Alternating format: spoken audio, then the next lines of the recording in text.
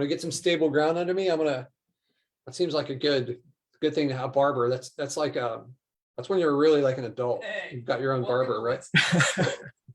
I got a great barber. Do you? Yeah, he doesn't need one. Yeah, two on the side. No, one on the side, two on the top, or whatever it is. Yeah. Looks like they give you a haircut that's going to last a lifetime. All right. It's not $8. What's that? A little more than $8. Yeah, I can imagine. I'm going to find out about it when we get our place down near you. Let me see. Are we live in the group? Can anyone confirm? I don't know if it worked. Oh. Can anyone see if we're live in the group? Yes, yes, you're live. In the actual Facebook group? Yep. Okay, cool. Yep. All right. Cool. How you doing, Jordan? Doing good. Long week, and it's only halfway there, so I'm exhausted. Yeah, good. Yeah, has it been you doing some good stuff? You making some moves over there? Yeah, it's going good. Just I'm building a new service company right now. That sounds like a big undertaking. Give me one. I'm getting a lot of feedback. 1 second.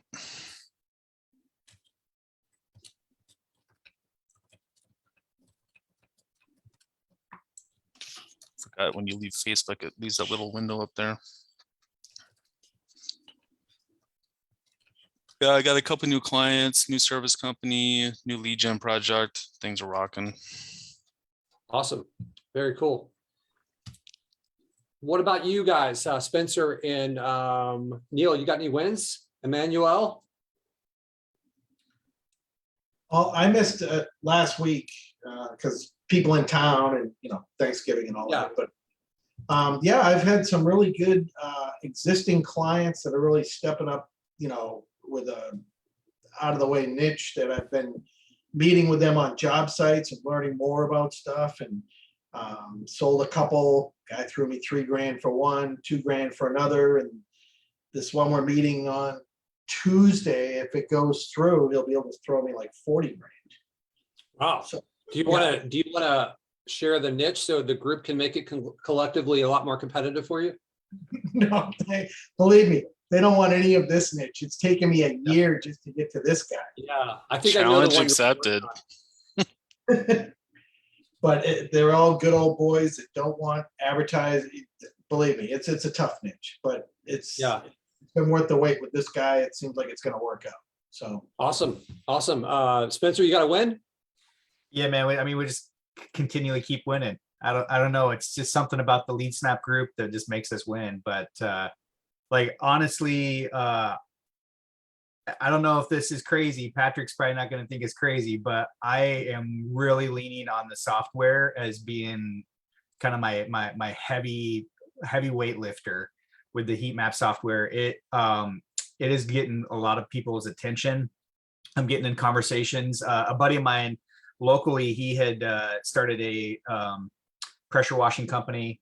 Some of you guys that are in the industry, I guess the contracting industry, you might know who he is. But he took on this kind of undercover billionaire type of challenge and wanted to build $1 million company, service company within a year. And because he'd sold his pressure washing company a few years back. So he popped open an epoxy garage floor company, and him and I have been in some conversations, and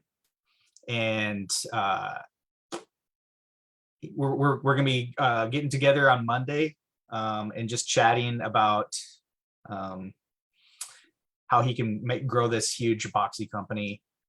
He's already doing really, really well, but I'm putting together a audit right now, just as a friendly thing to say, hey, here's where you're at. They've already admitted they don't do SEO and they don't do organic type stuff good, but they're doing a lot of Facebook ads. They're set up to go high level CRM and yada yada yada. So it's amazing to be able to have this skill set, because for me, I always want to get my clients out of paying for ads. And so for us, what we're doing is implementing all these organic strategies. So also brought on my buddy that's a mobile car detailer.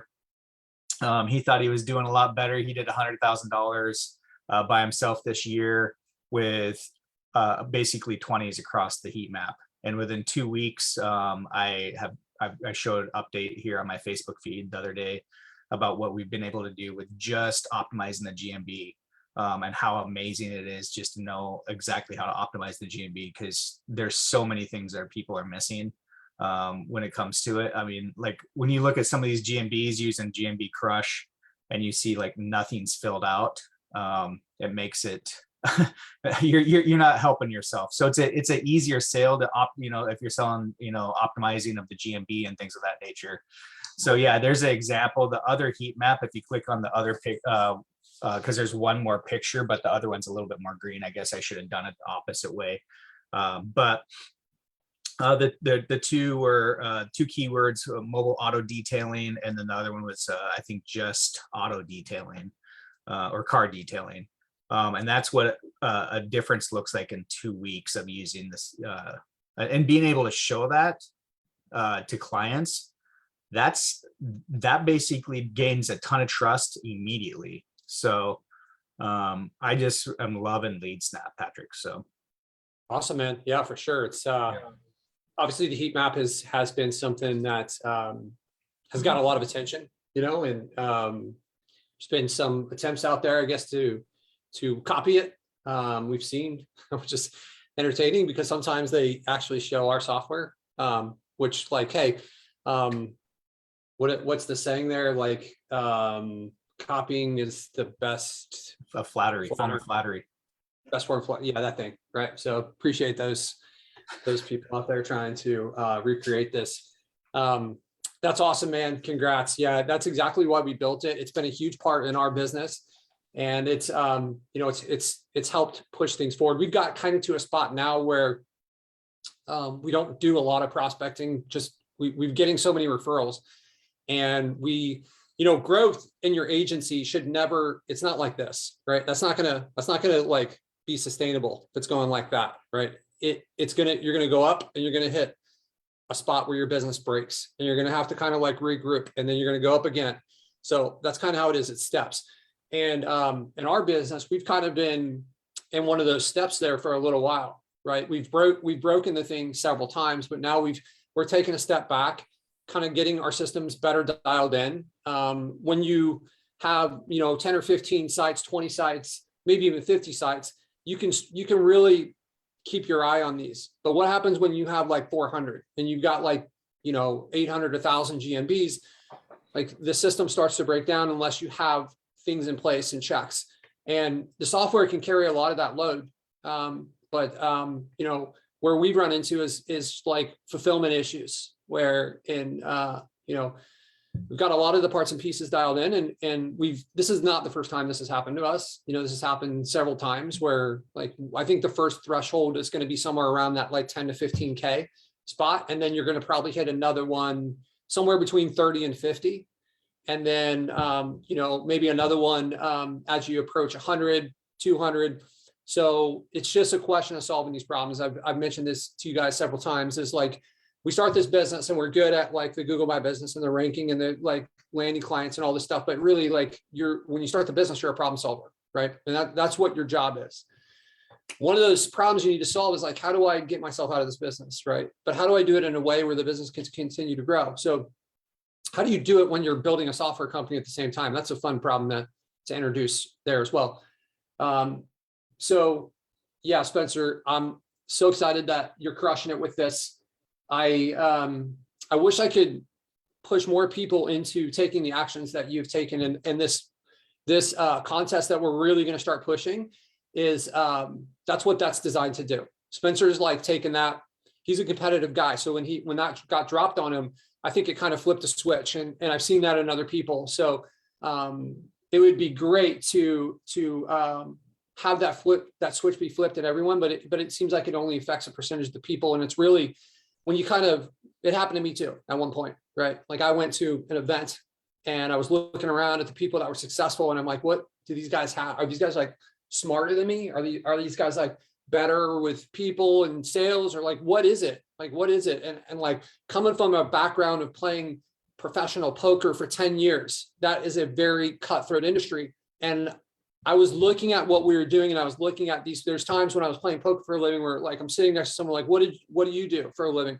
Oh, I dropped out of Harvard Law and now I'm like playing poker for a living. That's like a very different scenario than like, I'm just learning this business, or I've been in this business for 2 years and I was working in an auto parts store, making like, that's like, I knew that I had what it took to get me. And it flipped a switch to see that these people who I didn't think had all this extra stuff ahead of me were able to do it, right? So I don't know if you guys can get some inspiration from this, but ultimately looking back on it, for the people that have flipped to the other side and you look back, you realize that the biggest challenge wasn't the actual work and repeating the skill set that you know how to do. It was this mental switch, this kind of like confidence, and just like go and get it, and just like realize that there's really only one outcome if you just kind of like stay with this. And the speed at which that outcome happens is based on like how hard you do the work. And I'm not advocating working like 7 days a week, 80 hours. You need some downtime, but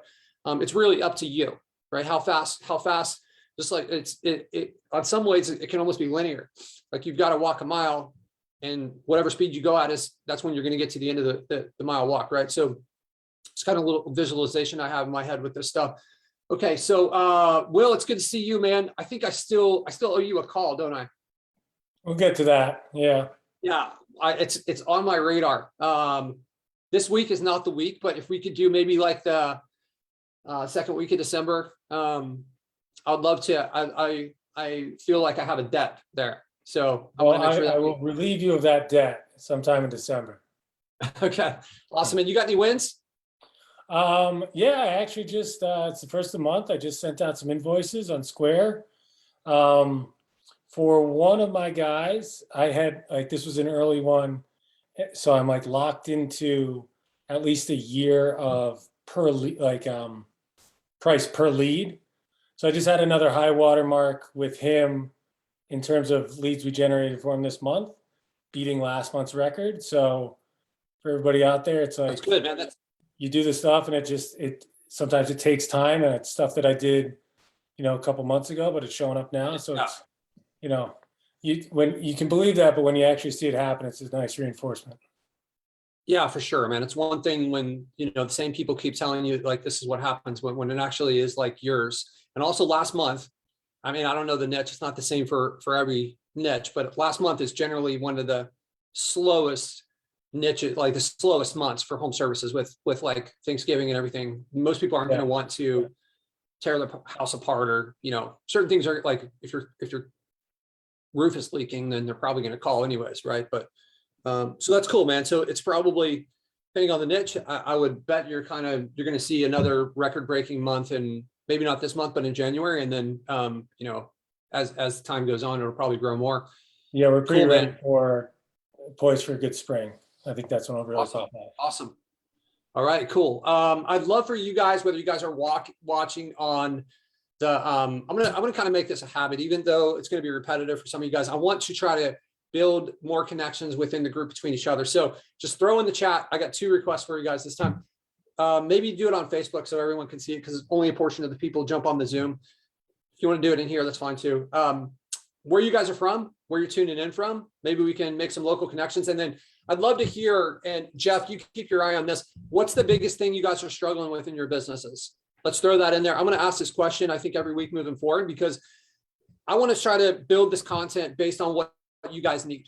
Okay. So tell me what you guys are struggling with. We'll see what kind of problems are repetitive for people, and we'll go through those. And if you don't chime in and mention anything, then I'll just cover the people that are being active and that are telling us how we can help them better. Right. So we got Spencer from Portland. Okay, cool. Awesome. All right. So We got a couple of wins in the Facebook group. Wins.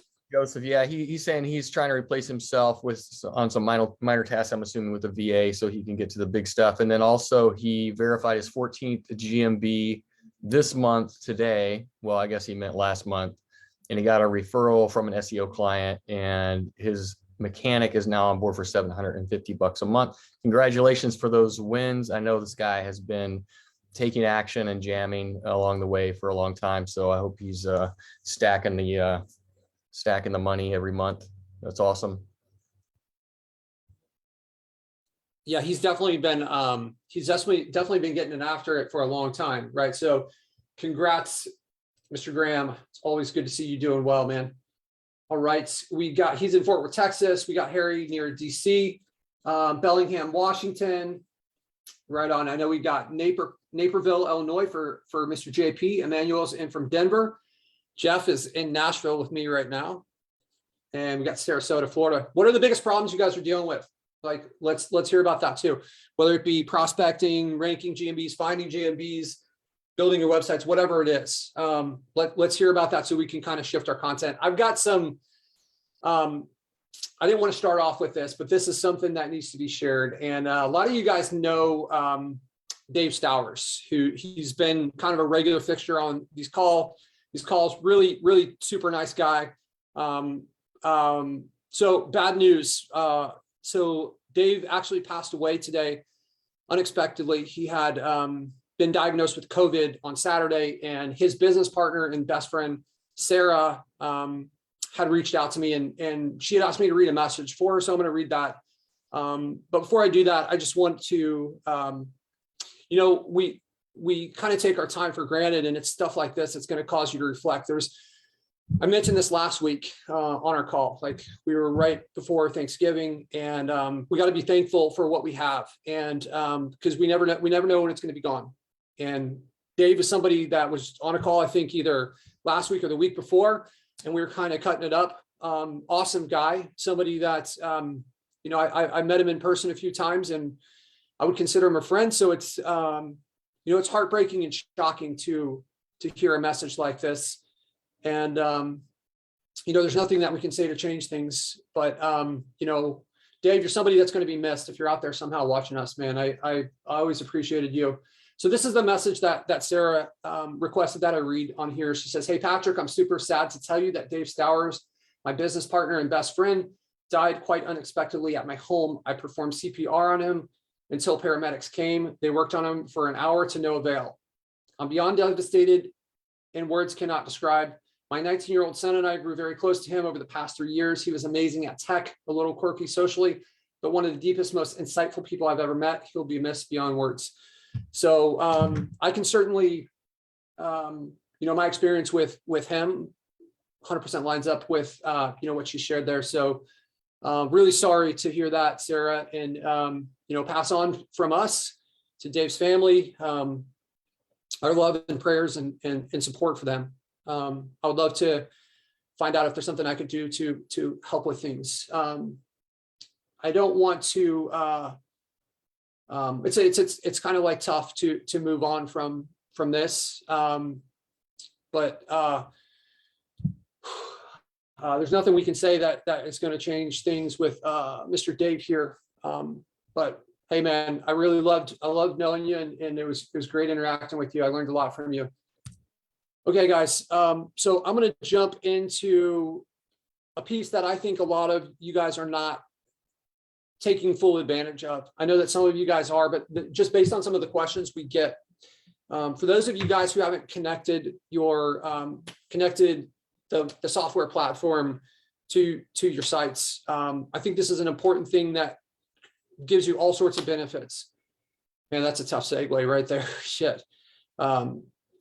So I want to go through this, and I want to help you guys understand the benefits of this and what that process looks like. Okay, so I'm going to share my screen. We're going to dive into this. All right. Somebody give me a thumbs up if you can see my screen. All right, right on. Okay, guys, so we've got two different platforms here. I think most of you guys know that at this point, they are equal in functionality currently. Pretty soon you'll be able to log in either one. Okay, so some of the benefits for connecting your website. Look, you got to know where your leads are, whether you're on a pay-per-lead, whether you're on a flat fee, or you're on a commission deal or some sort of hybrid thing.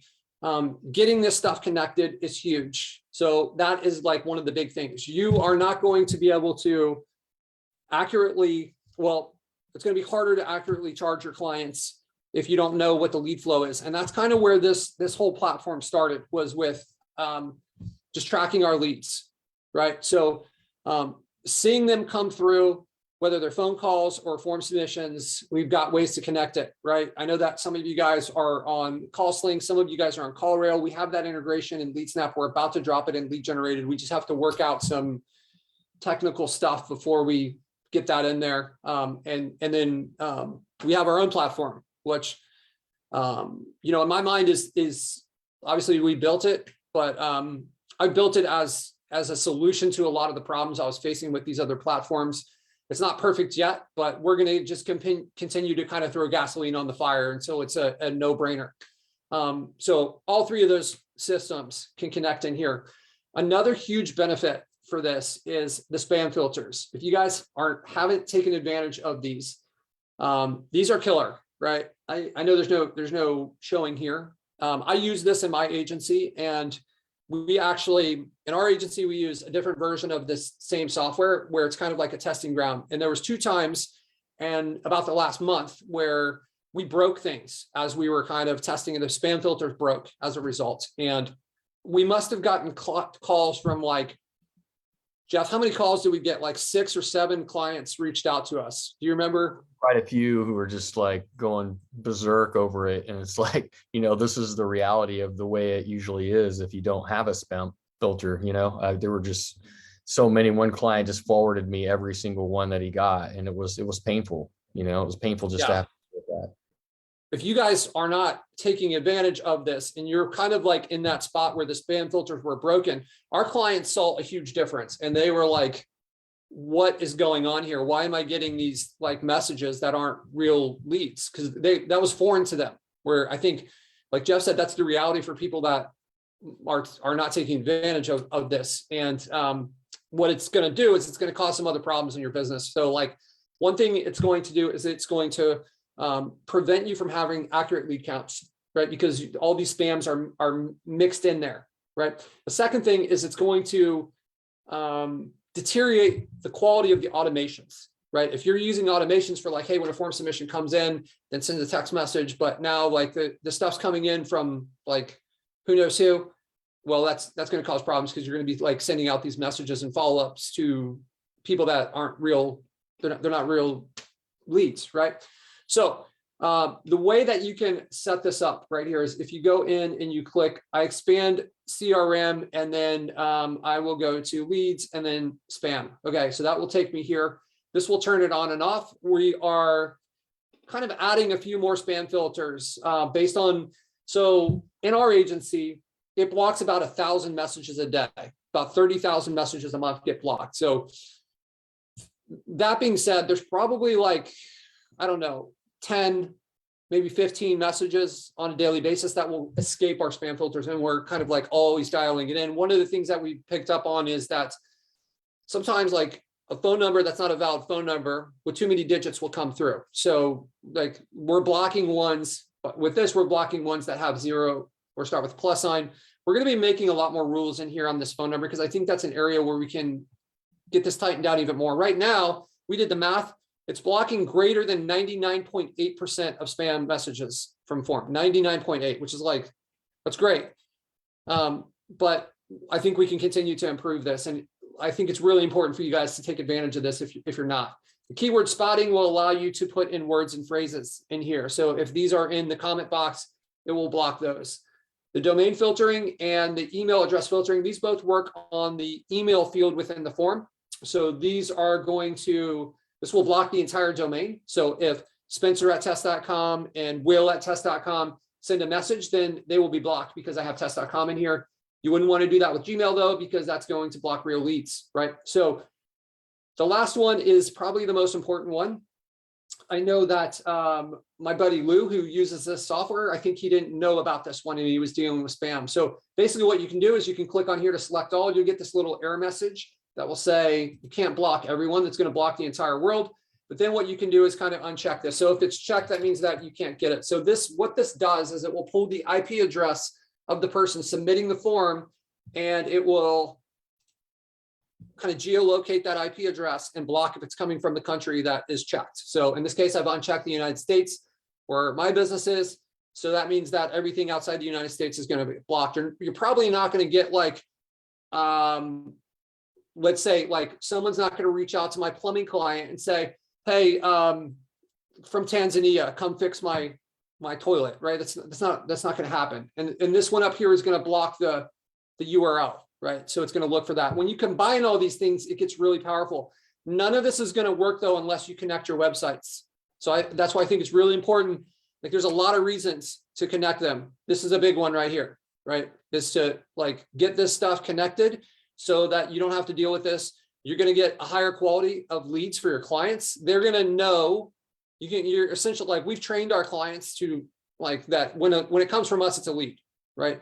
So if you try to, our clients are probably getting approached all the time by other marketers. And it's these little things. We like just keep stacking them up. Like we've got a system, oh, reputation management. We've got that for you as a part of this. We've got the spam filter. Like let's train our clients to accept this kind of like higher quality product. And this is a part of that, right? So when we broke our spam filters for our version, our clients were like, what is going on here? This is unacceptable because that deviated a long way from what they're used to. Okay, so there's two different things to consider when you go to connect your websites. There's actually three ways you can connect, right? So the first way, if you're running a WordPress site, which we've moved our things, all of our stuff is in WordPress, right? There's pros and cons to each one of these. As you scale, I've really enjoyed the pros of the fact that I've got 400 sites hosted and it's $130, where I've heard of people charging like $14 a month for different websites, right? That doesn't scale. So, but if you're using WordPress, we have a plugin, right? So if you go in to our help area here, you'll see instructions that will take you through step-by-step exactly how to set this up, right? So this will be inside of, since it's in the CRM, it will be inside the CRM. That's not working for some reason. Let's do it this way. Okay, so I'm a little confused about how our help system is working right now. I know we recently made a change and I don't see maybe it's still under lead. Oh, it's under lead management still. Okay. So inside lead management, you will see that there is a lot of different instructions in here. We've got them on automations for you guys. This is how to connect WordPress. So if I were to click on this, there's actually one more on here that we haven't added. We just recently added support for Gutenberg. I know that if you're like part of William Jones, that's one of the ones that's recommended. So we do support Gutenberg. It's not on this list yet. So this is step-by-step instructions. You're basically going to go and install this plugin, and it supports all these different builders, right? So if you have one of these, you install our plugin, you basically come in and get the API key from within our system. And that's what these instructions are going to teach you how to do, right? You're going to paste that in, and then that's going to make the connection. And then all the leads that come in will instantly be available in there, which is great for auditing what you're doing. And it's going to really be building as we start to release some of these things like the reporting functionality, right? So the reporting, we're going to ask you guys, eventually we're going to have a connection to some different payment processors, but we'll give you guys the option if you want to put in the amount that your client is paying you, and then you can get your average cost per lead. This is something that I want in my agency because most of my people are on flat fees. So as their leads go up, I want to get notified that, hey, it's time to charge these people more rather than it being a manual audit process, right? So that's kind of what we're building this in towards, which is going to be another benefit, is try to get these alerts and having like branded reports, especially as we release our white label version of the software, having branded reports that can go out to your clients. Maybe it's once a month, right? It won't have anything about our software on it. You can put your logo, all your information. Let me just bring up our latest version of that, because it's pretty cool. We're still, hang on one second. Let me pause this share here. We're still kind of like finalizing the design on what this is going to look like, but I think it's kind of a I think it's going to be a very valuable piece for people running this business model here. To be able to have these reports and to be able to schedule them and kind of have them go out whenever you decide. So if maybe you want to use some of them internally, where it's like, I want to get notified every Friday of my leads by company and have that be sent out. Or maybe I want to send this out at the first of each month, right? So this is kind of the reports. I talked about this a few weeks ago. We're still fine tuning this. I like to go through and get everything all planned out and solve all the problems before we start the development. So that's where we are, but it's not like a big development heavy task. We've already got all this information. Okay, so basically this would be a list of my reports, right?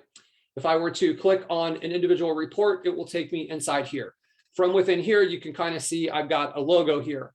I've got different time frames that I can compare things that are happening. I could say like, hey, this is the leads for Patric Shannon Company from the 11th to 16th. And this is what it was from, well, I guess they chose the same date for this mock-up, but you get the point, right? So we'd have two different dates here, and then you get like a percentage increase, right? You can come through here and you can brand this report, and you can add in all sorts of information. So if I want to add in my logo, I could upload that there.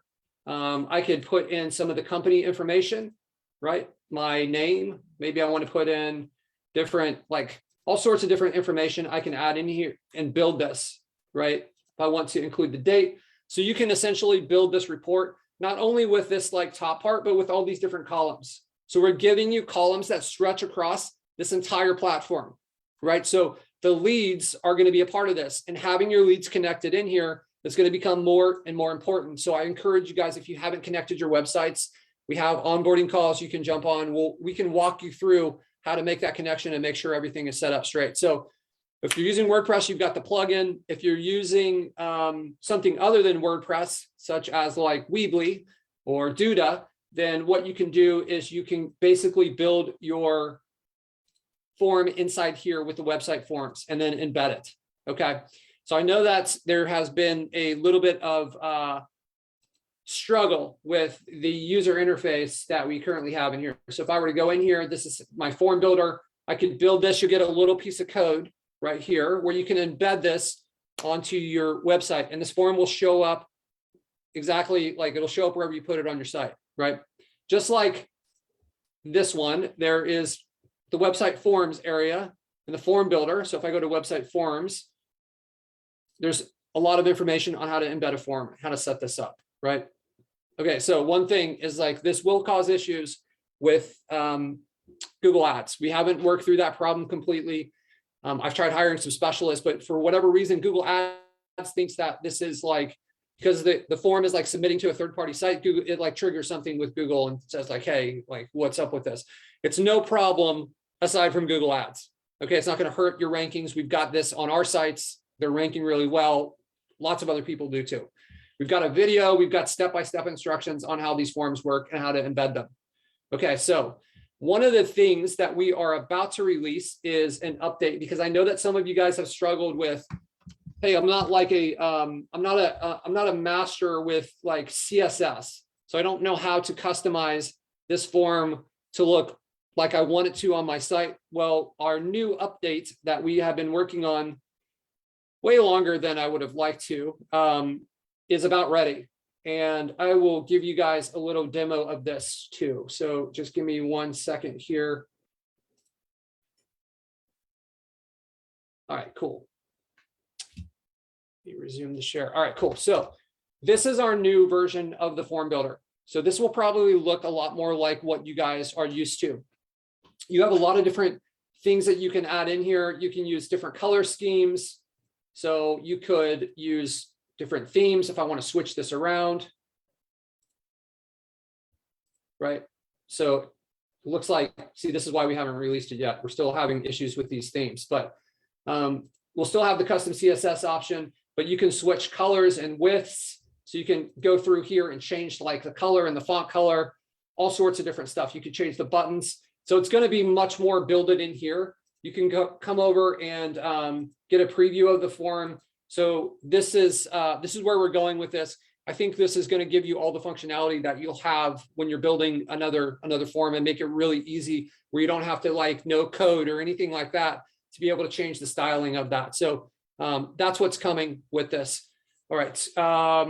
Jeff, do we have any questions on any of this stuff? If you guys have a question on any of this, throw it into one of the several chat areas there and we will get to it. Are we clear, Jeff? I'm not seeing any questions about these things specifically that you're going over with the software, but there are other questions. Okay. All right. Let's move on to those. If we don't have any on this, I just wanted to, I wanted to kind of push this a little bit for you guys, because I think if you're not taking advantage of this and you're using the software, then you're probably leaving some money on the table, and you're probably doing a lot of extra work, and your clients are I don't think they're going to be getting the same quality of leads. So I just wanted to make you guys aware of this if you're not already taking advantage of it. Spencer, I think you've been using it for a while, right? Yep. Man. What's your opinion of this? Has it come to be an important part of how you run your business, or like where are you with that? With having like how specific you're talking about with having your website's connected to the platform and the management associated with that. Yeah, it's huge. It saves a lot of time because it's automatically sending forwarding leads to my clients.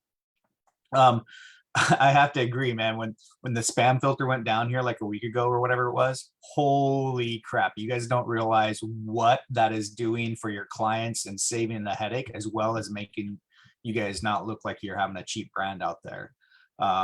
So we've used it. Every one of our sites is connected with LeadSnap and just getting that current information. And I can't wait until I get my phone system fully converted over so that I have the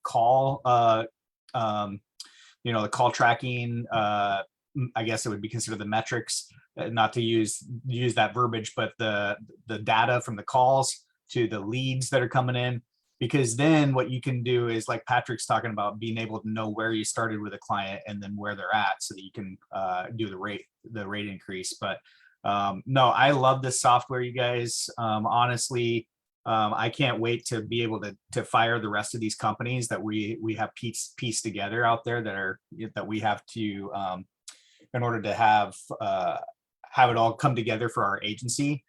For me, because of what I already have tons of tabs open for all these things. It'd be nice to be able to close tabs, have LeadSnap as your main source of information coming in.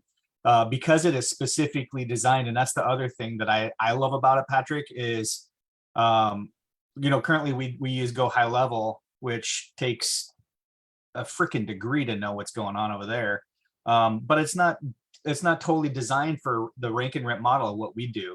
And so, excuse me, in order to be able to know exactly what's happening within our day-to-day routines, and once that API gets connected from Google, I remember when I had that, knowing that a GMB suspended in real time, because I'm not in the GMBs like I should be on a daily basis. So I don't know, if it could be down for a week, and sometimes you don't find out. So all in all, man, I love the product, and as you know, I'm a big fan. Awesome. Yeah, I definitely appreciate that. Hopefully we can get your API pushed through here as quickly as possible. It's been really nice to get that piece back. I think we've kind of got it structured now in a way where we're not going to have to deal with those problems again. But yeah, there are a couple of questions about the API, Patric, and specifically about the emails. Or one question was, are we supposed to create an email from G Suite for the API? And the other question was, how is it coming along? I tried to add in a contact email and it did not work. So I'm not sure if you have any answers to those questions. Yes. So, obviously we have someone else on our team that's kind of like, we've got somebody that I've dedicated towards this. So I don't know all the complete, like every little piece of like that process. I know that we've had a number of issues with like we've had a lot of people move over from Local Viking, and they set up their API a little bit differently. And we have to like make some adjustments to the way that's set up to get it to work correctly with our system. So that's caused some of the crashes. We've had, just there's so many different ways that you can set up a Google My Business. And sometimes we build things where we're expecting something to be true and someone sets it up different and that's not true and it causes a crash. So we've gone through and I think we fixed those. If if you have tried to connect one and it crashed, I would say try again, because we've released an update, I think every day this week, to like fix more and more little small issues that we found. So, and if it's still an issue, I know a lot of you guys reach out to me on Messenger, which is great because I can kind of keep a pulse on feedback on how things are going. But it's also really good to create a ticket, which because sometimes what happens if you guys message me in Facebook, and I will communicate with our development team, but sometimes like I'll forget to circle back to you and we've fixed the issue.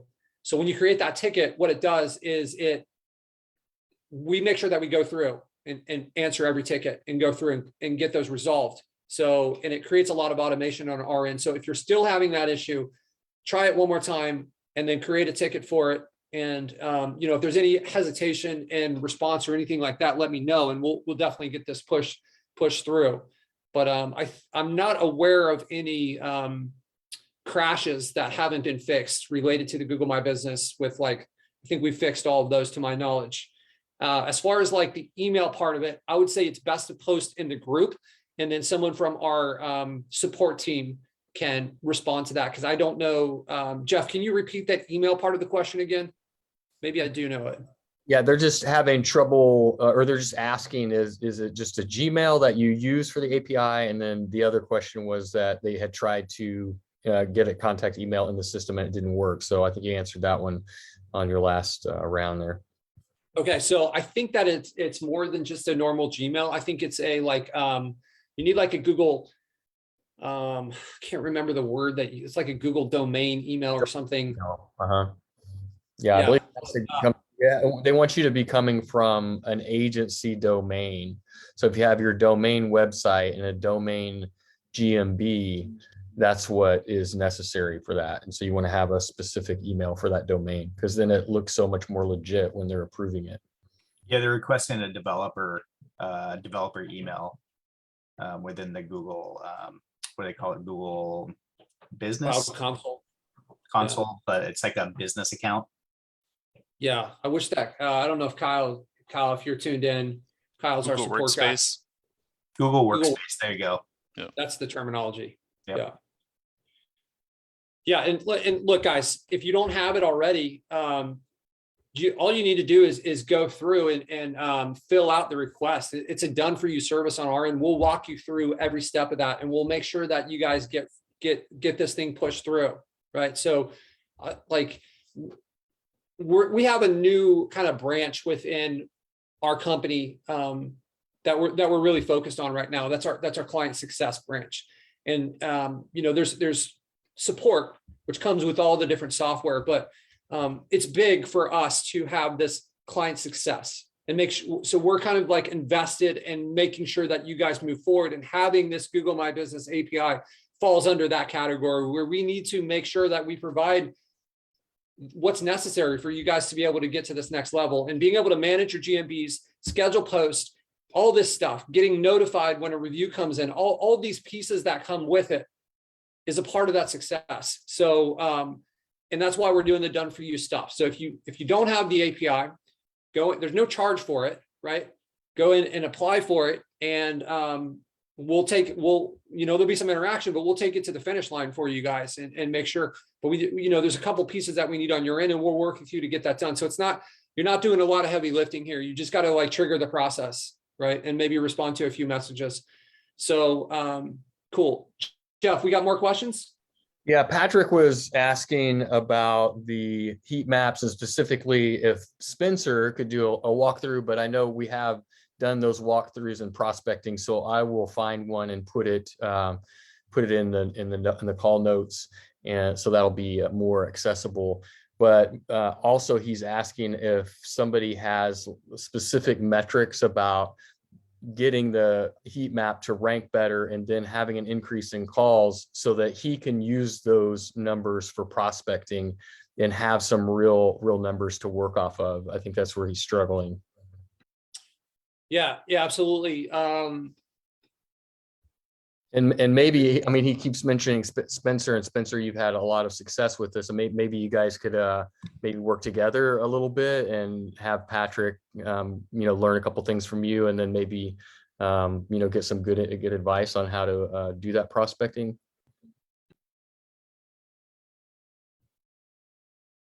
Maybe not. Yeah. That, like, Patrick hit me up with a message and we can connect. I mean, obviously I'm not doing anything like outside the box. I think, I mean, I'm willing to share it with people.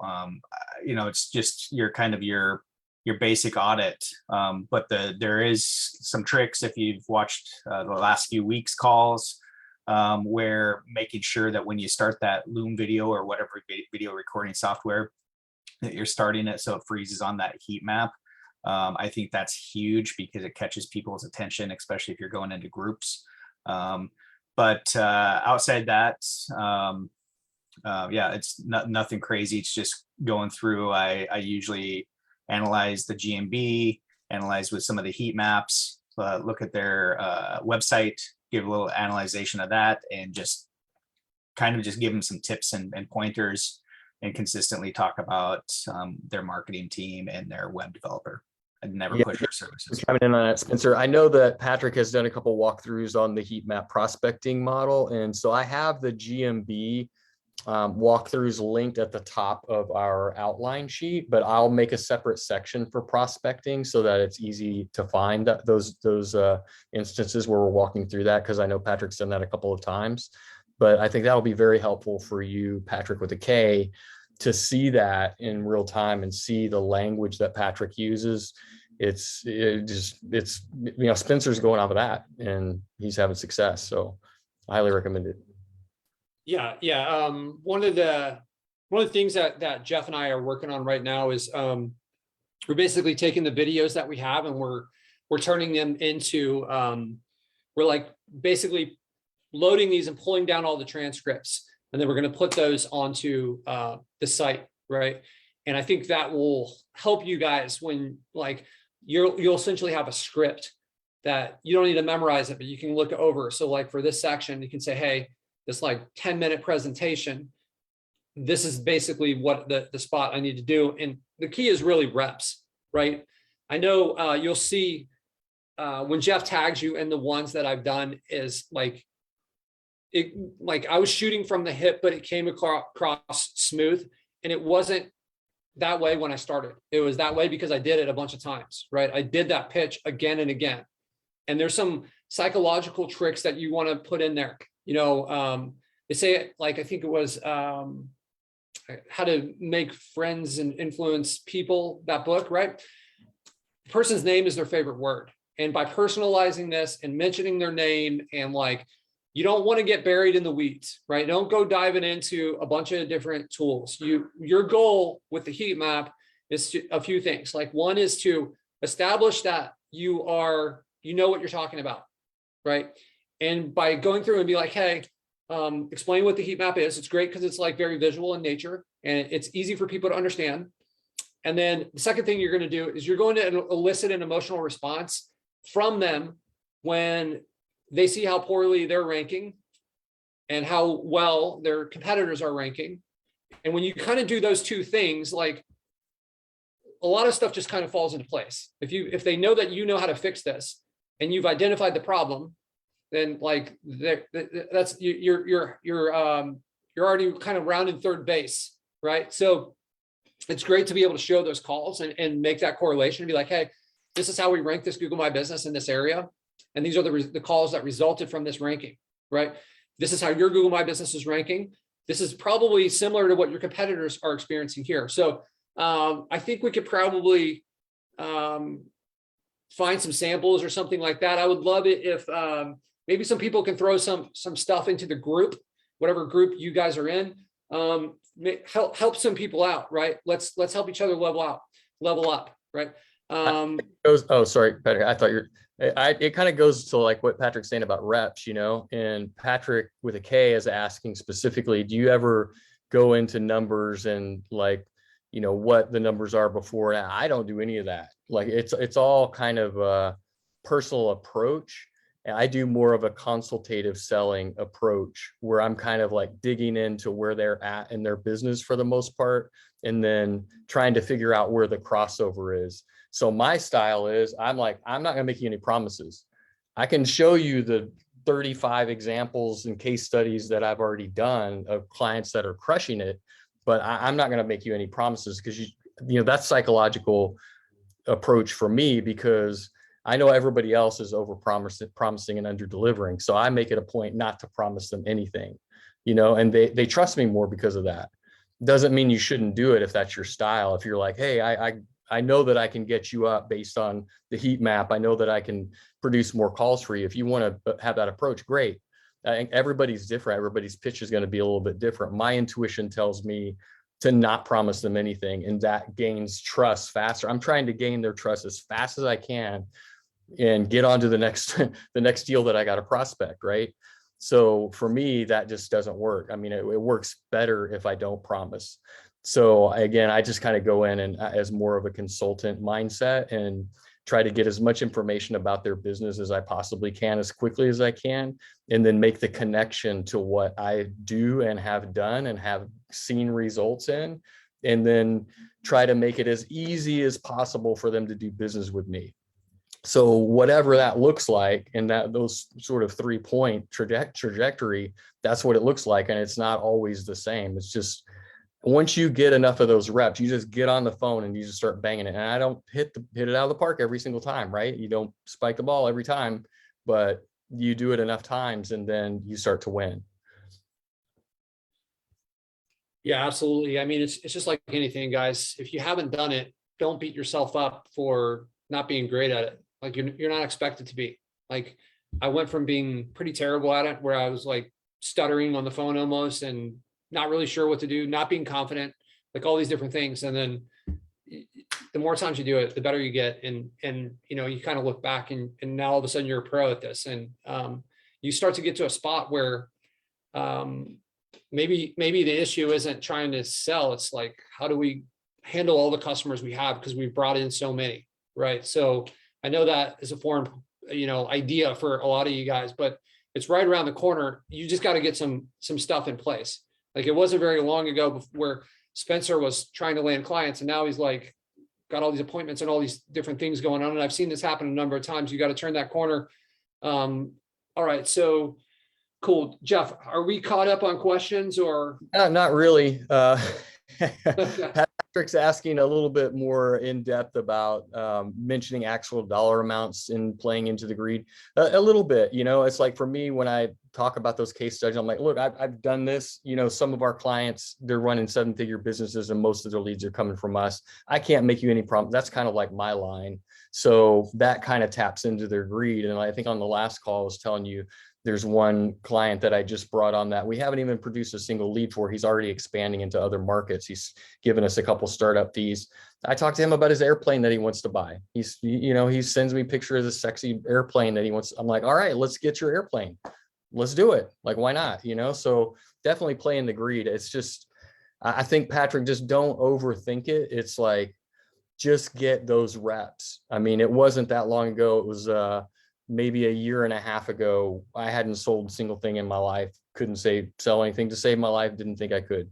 And next thing I know, I'm banging the phone 24 times a day for multiple months. And then I got the reps, right? And now it's simple. I mean, I'm not saying that everything about it is simple, but it's simple to get the phone and get into flow and get stuff to happen. So yeah.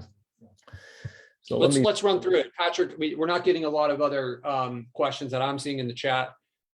So we've got about like 6 minutes before the hour mark. Jeff, are there any other questions, or I can just kind of run through a sample of what I would do? Asking if we'd be willing to run through a script. I mean, you and I did a role play on a couple of calls back. Yeah.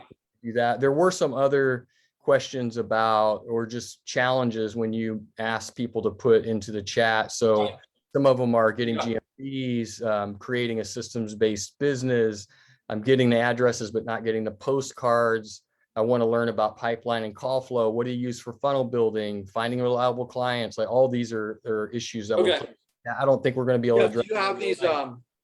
Let's make sure that we take these down, because I don't think we're going to get to all of these this week, but we can start to build our future content based on the questions that people are struggling with here. So for sure.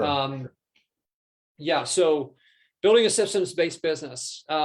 Let's address that one. Like there's not a simple answer for how to do that. One of the things that you need to start with is you need to, there's a few things that I've learned, and I've had a systems-based business for a long time now, but it's not perfect, right? And some of the things that I wish I would have done different looking back is like, first, like start with goals, right? Like where are you trying to go? And then you need numbers that are going to get you there. So I mentioned this last week, the North Star metric idea. I don't know if you guys put thought into it. One of the things that we're going to keep track of is like the amount of leads per paying client. Okay, so as that number goes up, then everything starts to go in a good direction. I've recommended a few books in the past. Traction is a really good one by Gino Wickman, and then the E-Myth Revisited by Michael Gerber, right? So the E-Myth talks about building an organizational chart. So you need to think about all the different parts that exist in your business. So for instance, you have like your CEO, right? That's maybe you. Maybe you are all of these positions, but just taking the time to create a little chart on a piece of paper with all the different positions, and then assign responsibility to each of those roles. So like the CEO is responsible for what? A lot of you guys, I assume almost all of you guys probably don't have a CFO in your business, but that's still a role that exists. And it's okay for you to have all these spots, but let's label it, let's list the responsibilities. And then once you have the responsibilities, you can start to put people in there and you can start to address all the things that need to be done, right? And this stuff's just kind of like all floating around. Building a system towards it seems impossible, right? I really like to, I have a notebook here that I put everything in. I can't really see it here.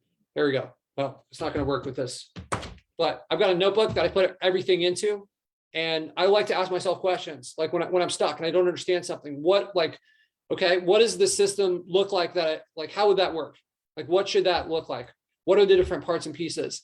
I don't know the answers to those, but getting them down, kind of closing that loop in my head, and then starting like the problem solving and going through it. I think that's key, right? You need to give yourself don't beat yourself up if like this isn't going to be right your first 10 times. It's something that you just keep polishing and you keep tweaking and tweaking, right? So I would start with the areas like, I think for a lot of us that are building is like building a website. That's a job that you can hire somebody to do a great job for a few dollars an hour. So to me, that's one of the first like things I'm going to put in place, right? And you're going to need like some sort of project management software to help manage these systems. But I would say I went too fast in my business, and I wish that I would have been like more organized in my approach and kind of like spent more time building the system. But there's a downside. There's a guy that I know that has like all the systems in the world and doesn't have a huge amount of revenue. So you want these systems to come in place, but it's never too soon to start thinking about them. Just like, don't let that be a shiny object that you're starting building systems for like, hey, we're in this place here and I don't have a fire evacuation plan, right? Like I can just go out the door. So I don't need to like build things that aren't necessary. And I've seen a lot of people who try to go down these rabbit holes, right? But it's good to like get a structure, get some like business understanding for this stuff. I know that was kind of broad, but like it's hard to, and maybe we can build some more training on that. Jeff, what was another one of the requests that you had there? Getting GMBs, right? Yep, getting GMBs. I know we're seeing a lot of postcards that are not being sent out. I had to re-request one recently myself, but then I got it. I know Patric's gotten a few recently, and the team as well. Yeah, absolutely, guys. With the postcards, this is a numbers game. Like your GMBs, if you're going to get like 20% of the ones that you request, then like adjust accordingly and send those out. What we do is we pay people when they send us the code. So we're not like spending money to not get them. Just like, okay, we didn't get the code. So sorry, we'll try it again, right? We're going to pay for the code. So you need to adjust accordingly, right? You need to, if you need like 5 GMBs in a city and you know that you're getting them like 20% of the time, then you're going to have to, can't do the math quick enough while talking, but you're going to have to send out the appropriate amount for that percentage, right? So thoughts on instant verification. We tried that a few times and every time it backfired.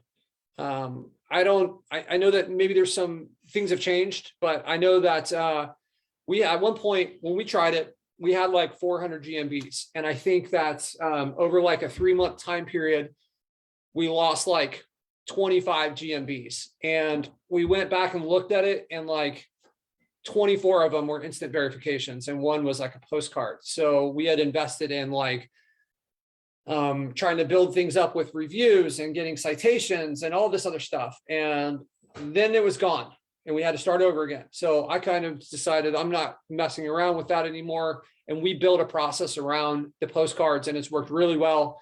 It's a little bit more laborious, but now I've got people in place. I would recommend setting up the, I wouldn't use like a VPN when you log into your GMBs. And for that, like Google can detect that stuff. If any of you guys have tried to watch Netflix and in another country and Google's like, hey, or Netflix is like, hey, you're using a VPN. This is Google knows. So you've got something that's based on trust. And it's like you're showing up with a mask on and they're like, they don't know who's under there, but they know there's a mask, right? So, but if you use a virtual private server, like AWS has a free one, it's essentially like you're logging into a desktop, right? So it's like you're remotely logging in and you're driving and controlling. So that's something that's, to my knowledge, is much harder to detect if it is detectable. I don't think Google has anything in place to detect that. So you could have that set up. It doesn't cost anything with Amazon. If you want a higher level one, then you can spend a few bucks a month and get that. But essentially you could have people from all over the world that log into this. And this is kind of what we've set up in our agency is we have a team member from the Philippines that logs in and handles all of like the GMB requests.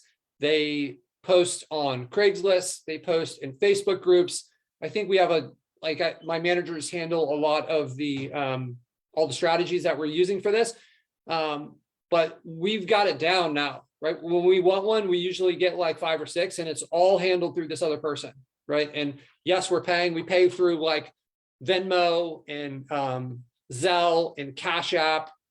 I think there might be one more, PayPal, right? And we pay $50. I've heard of people doing it for less, but I'm trying to motivate people on how we do it, on getting these things. Okay, cool. Spencer says most of all of mine that a company did for me that were instant were all suspended. I've heard that so many times and that's been my experience and the postcards seem to work great. Yeah. So there's another question about fulfillment. Somebody out there has some people in a foreign country where there's some kind of a outbreak and their team isn't being able to fulfill. This is probably the best person to ask about this is Patric Shannon. What's your answer? So they're dealing with like a temporary fulfillment issue because of COVID, right. It sounds like. Yeah. No, it's actually a mosquito that's passing a virus in Pakistan. And my team members have been sick with like 105-degree temperatures. My team lead, he's been a lot better at 102-degree temperature and still working. And so we've had to bring on 2 more developers this week to the team because the fulfillment has just been dead stop. I mean, it's taken 6 weeks still, and we don't even have one website out. Yeah, I mean, it's a tough spot to be in, right? Because we create these relationships with these people on our team, and we see them go through something like this. And, I've had people that have worked for me for a long time and they've got COVID and they can't work for like 10 days or something or 2 weeks. And I've continued to pay them, even though previously they were hourly, to try to support them. And I'm not necessarily recommending that for you, but just, I want you to understand that's my mindset before I say the second part. Your job is to solve problems, right? And this time it may be like, hey, I'm going to go to the Philippines and I've got to get this stuff going forward, because you're going to have to answer. If you've collected money, you're going to have to answer to your client on like what Like, why is this not ready? Where are my leads? Right? That's a question that's coming. As soon as you take and swipe that credit card, that beautiful moment where like, hey, we've collected money, they're a real client. Okay, the clock started. It's time to get to work. And you cannot let this Pakistani mosquito derail your company, right? So you've got to like hire somebody else. And I would say even diversifying, right? Like if you have too many people in one country, a lot of times on these sites, when you go to try to hire these foreign workers, there's this option to do it like where they're a part of an agency or they're like an individual freelancer. For me, I always go with the freelancer. I've messed around with that agency. It seems like it's just I don't know. I just didn't like the whole dynamics of that situation where I don't know who's working for me. I don't know, like, it's like I'm talking to this project manager and he's like passing me off, and one day it's this person, next day it's this other person. And now we've got developers and people working for us all over the world, which is great because, like, let's say with the software that we have here, right?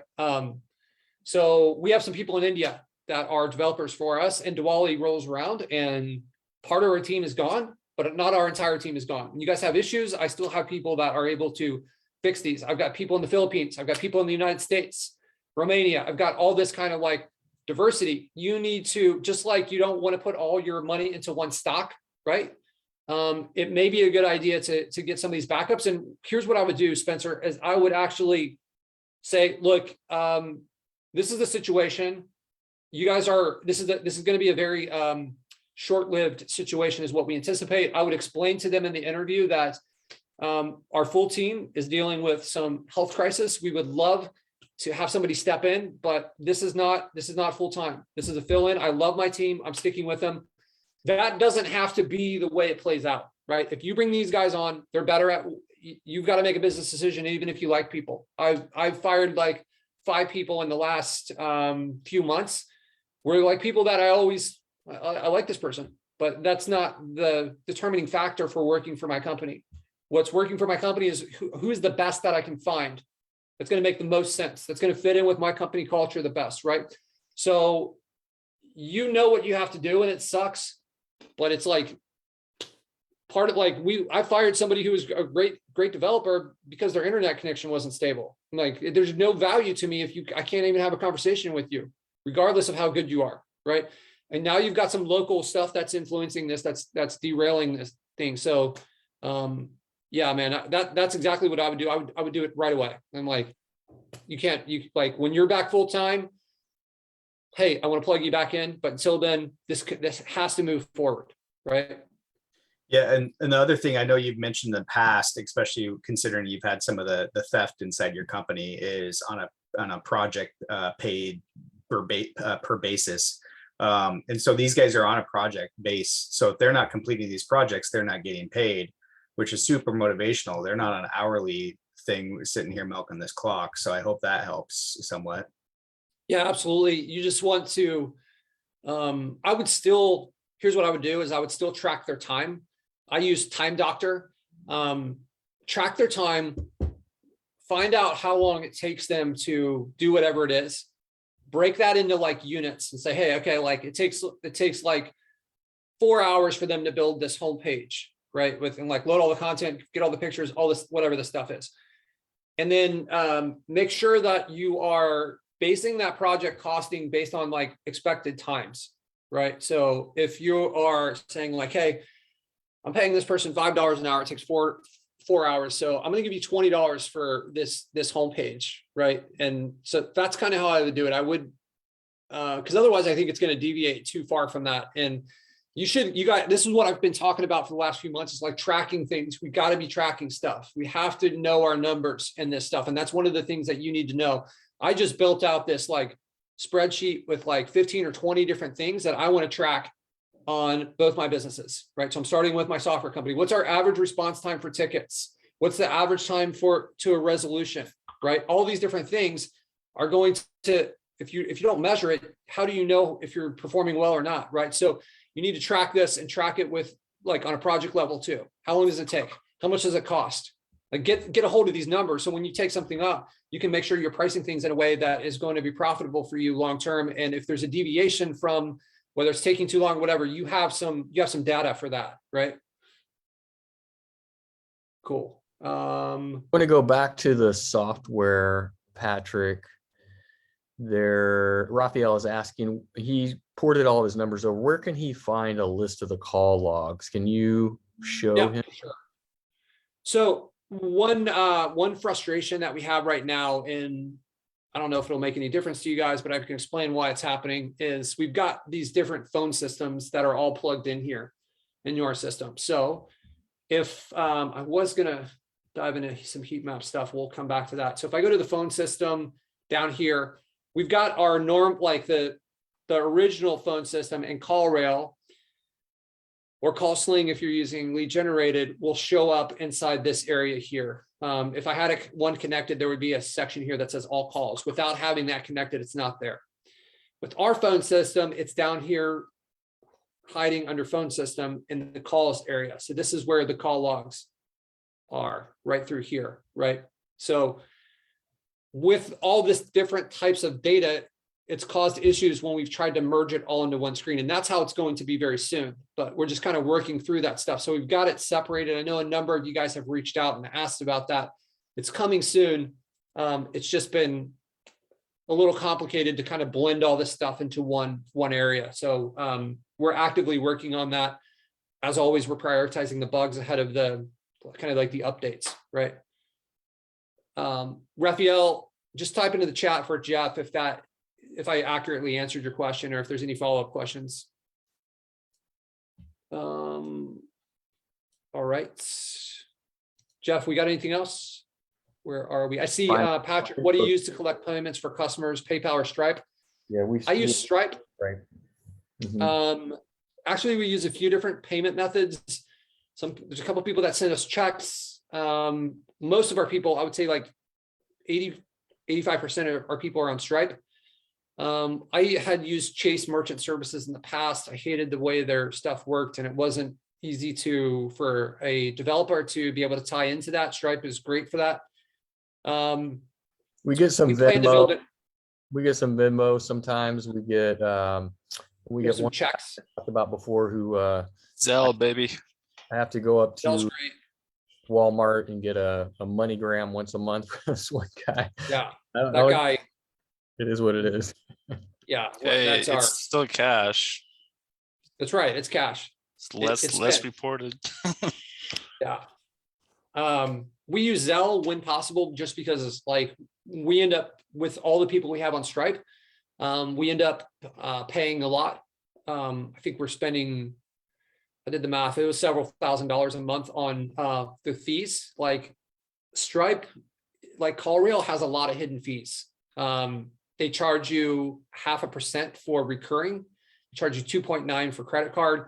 I kind of have some plans to build a payment processor in here and get better rates for everyone. I talked to some people at so we were at the Traffic and Conversion Summit in San Diego, and I talked to some of the people that are behind some of these big payment processors. And I think we're going to be able to offer that service through our platform at some point. It's not going to be, the soonest it could be would be like Q2 of 2022. And I don't know, like we're not actively working on that piece right now, just a heads up. Cool. So one of the tips that I would give you is, like, if you're using Stripe and you can get your clients, there's two different ways to use Stripe, right? There's credit card and there's ACH. So ACH, they have a maximum fee of $5, right? So I know that our minimum used to be $1,500. So at $1,500, we would end up paying $46 per transaction, right? So with ACH, maximum of $5. So I try to get people to do ACH when possible. Some people want the points on their credit card, so then they're not willing to do that. But you can look at that. It's pretty easy to set up. They just do like a little micro deposit, and then you go and they tell you what it is, and then it can pull from their bank account, which is the preferred way. You could pitch it in a way. It's like, hey, we do ACH, and then like make them be the ones that push for credit cards. And then maybe I didn't do that at the beginning. And maybe you wouldn't have to pay as many fees as we are. Sometimes with Zelle, it seems like certain banks will not allow like transactions if it's from a business account, and others will. That's what we've run into. So we have some people that send us money on Venmo, so we don't have to worry about that. And we actually have a client that's sending us money on Cash App too, but Stripe has always kind of been our go-to. Cool. Another So question, Patrick, is there going to be something like a form to call in the software where when a form is submitted, it will generate a call with the information to the business owner? yeah, I'm really hoping to get that out before the end of the year. That one's high up on our development roadmap. The two of the biggest things that we're going to be doing is that one for the phone system, as well as like allowing the tracking number to be the number that's displayed. So we just have to make sure that we take care of these bugs, and then those two things are going to be moving along pretty quick. Neither one of them is like a big development thing for us. It's just kind of finding that development time to make those happen. But yeah, that's coming really soon. I would almost, I hesitate to say guaranteed by the end of the year, but it could be as early as next week. It's not a big thing for us. Yeah, cool. Another question was, I want to learn more about pipelines and call flows. And there, we have that automations video on the YouTube channel. So I posted that as a response. I don't know if you want to walk through that. And then a separate question is, what do you use for funnel building? And if you can merge the two of those together somehow, I guess that would be good. Yeah, so I've got plans to do integrations with ClickFunnels and what's the name of that one? Unbounce, I think it is. So we're going to be doing those. We don't particularly do funnels. I'm not running ads in my agency. We just build the sites out. I know that JP actually doesn't even build the sites. Long term, I think we'll be building our own directly into the platform. I talked to the guys at ClickFunnels when we were at that conference a little bit. Seems like there's a potential to kind of have so there's like multiple ways you could do integrations. I would love to be able to have their ClickFunnels and all their stuff kind of be like internal to the platform, right? So that's kind of where I want to take it. The first integration type will probably be, hey, when someone submits a form, then have it be pulled inside of the platform. And the second one would be build your funnel directly in here, and having a subscription will give you access to that. But I haven't worked out any of those details. I only think that's possible, but I'm not 100% certain. So it's kind of like take that for what is worst case scenarios. We would just build our own. We've already kind of built out the form builder. That is that's a lot to manage, but I think it would be a valuable piece for you guys to have all your stuff in one area. Right. And it would take care of the Google Ads issue that we've been battling with, where they think our software's not, they think it's whatever they call it, malicious software. Right. Cool. Jeff, any other questions on there? Well, the big question that is outstanding, and we just ran through a whole bunch of different things, rapid fire, faster than I thought we were going to be able to, but finding reliable clients, what a can of worms that is. Yeah. Part of this is going to, after you've done this a few times, you're going to realize that there's there's red flags that go off pretty quickly for you when this person is not reliable, right? One of the things that you're going to want to pay attention to, first of all, you're going to have to get through this phase, which seems like everyone goes through, where you have this stink of desperation when you're trying to land a client. Because if you have that, you're going to end up landing the clients that you don't want, right? Once you kind of get through that and you start making demands on the clients during your initial conversation, you can kind of weed through some of this stuff. Part of it's positioning, but part of it needs to be real, and you need to walk away from things. And it's hard to do that if you don't have a lot of business coming in, right? It's hard to walk. If you have $0 coming in and someone's like, yeah, I'll pay you $2,000 a month. That sounds awesome. Just that whole, that right there. If someone said that to me, alarms are going off in my head, just the way that I've heard people say that. So some of this is just going to be we talked about, it's reps, right? You're going to want to look for somebody that's established, right? You're going to want to look for someone that has great reviews, that's going to answer their phone. All this stuff is like how we can identify whether they're a reliable client. But, you know, if you start playing around in niches that require a license, then those people by default are going to be more serious business owners. If someone has a staff, they're going to be more serious business owners. I think when you start off this game, I think it's important for you guys to try out a bunch of different niches with the intent of locating a niche that's going to kind of be your go-to. And maybe over time that can be like 1 or 2 or 3. We have one that we're really heavy in. Okay. And over time, we've added on, like we have some, you know, extra pieces that like we have a few remodeling sites now too. Right. I think that JP has one that he's really heavy in. Right. So once you kind of have established yourself in a niche. So this conversation happened. It's been over a year now, but this lady calls me up and says, I was referred to you by, I don't think she told me who. She said, I was referred to you. I heard you guys are really good at my niche. And I'm interested in hearing what you guys do. And I said, okay, you know, our minimum is like, what did we start? I think we started her out at $1,500 a month. And that was a lot more than what she was used to. And I'm like, well, that's our minimum. You know, we can work you up to that. We can scale you up to that, but like, this is how we play. This is how we do it. And I use this line. You have to be careful the way that you phrase this, but it'll be something like this. Look, they don't sell Honda Civics for the same price as Ferraris. We're awesome at what we do. And because of that, we charge more, right? And we deliver the results and we don't have contracts. So you can cancel anytime. What we do is just based on value. We find that we lose very few clients because we deliver. So it might seem like an expensive price, but not paying it is a lot more expensive. And that's why the people stay with us. And I'll tell you right now, that's our entry level and it goes higher. But if I'm putting like $10 in your pocket for every dollar that you pay me, how long do you want to do this? You want to pay $20 and you pay us $2? Like, so that's the kind of scenario that we put you in. So if this doesn't make sense for you, I totally get it. You know, like, so that's a takeaway. When people are expressing doubt on things, this is like, there's an art to kind of like phrase things in a way that is not going to damage the relationship, but it's going to let them know that you're not desperate and that like you need to establish yourself as a leader. How do the leaders talk about, how do they close sales? They're not over like, please buy my leads. That's not, no one does that. That is like crushing it. Right. So you can also say something like, look, you know, you probably have a lot of people that are willing to sell you this for, you know, $500 a month, $100 a month.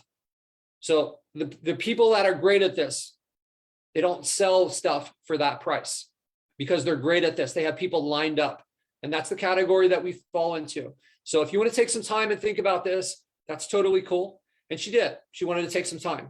Right. And then she came back about a month later. And this is the benefit of like niching down. Right. So I said, she called back and she said, so I basically asked 9 different people who the best was or for a referral. And you guys were referred 6 times out of 9. Or this is like essentially across the United States. So this is like the other people weren't referred. No one else was referred twice and you guys were referred 6 times. So that's because we niched down, right? This is a tight community and we actually chose a niche and then we chose a sub niche within that niche, right? So we went even smaller and that like the tight knit community basically creates a steady flow of referrals for us, right? Where these people, they know each other, right? And we know exactly how their business works. We know their pain points, all this stuff. You can't start off with like, hey, I'm going to look around and now I've chosen my niche. This is the one I'm going into. I'm going to build. Don't do that. That's the wrong way to do it, right? What you want to do is you want to try some out. You want to run all the way around the bases, do a full cycle, right? So that way, you know every part of this. And then you can like maybe, okay, now I've tried out like these like 5 or 6 niches. This, the first like all these except for one, I didn't really like. So now I'm going to take that one and maybe I'll build like 5 sites. And let me see if I like dealing with these clients. Let me see if I like this niche. You're going to run into things. I've told this story before, but like HVAC. I built a site. A guy came out to my house in Las Vegas and he fixed our air conditioner. And I was like, this dude's awesome.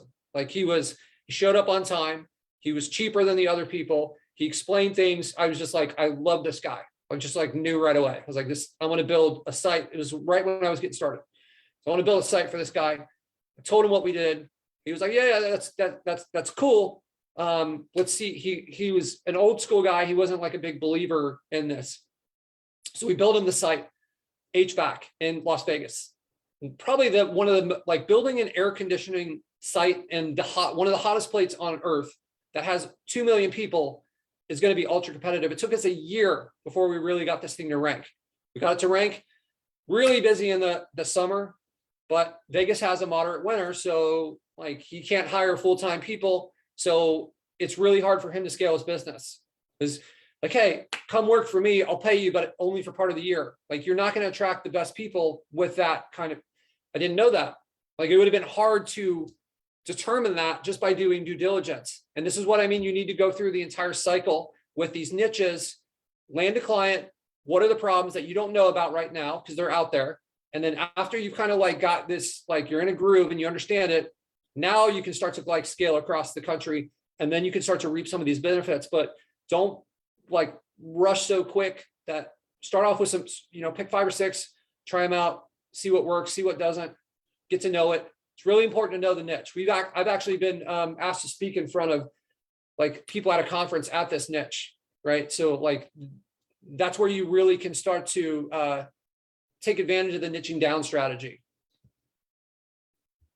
I know that was a long-winded answer, but I think there wasn't a short answer to like landing quality clients, but that's kind of like my that would be my advice to my past self. Yeah, it's tough. And when you think you've got them, there's always one popping up on the radar that proves you wrong, And that's the thing is I don't see this business as passive at all. I see it as a very active business, a very lucrative business because the margins are so large, but it takes a lot of work. And as soon as you think you got all your ducks in a row, then they start spinning out and go in different directions. So clients are the ducks in that case. I did share the outline that is on a Google Doc that we've outlined most of the calls and tag different calls and subjects and topics and all of that. So Patric with a K, I think that would be a good idea for you to check that out and just go through that. I mean, we've been doing this for 10 months or so, and we've gone through a lot of these questions. Like you're asking one question you asked, I'd love to hear your opening for an outbound call or voice message. I don't do outbound calls really. I'll text and I'll say, hey, if I have a lead, because usually I have a lead in my hand, I'll say, do you do business in X, whatever the city is? That's my outbound prospecting, and generally they'll write back and they'll be like, yeah, what do you got? And I'll be like, well, I have this referral job, it's this, that, or the other. Are you open to referral opportunities? And if you're doing outbound and you're saying, can I speak to the business owner? I mean, I don't know. That just doesn't seem like a good strategy to me because that's what Home Advisor and Angie's and everybody else is doing. So I whatever everybody else is doing, I do the opposite.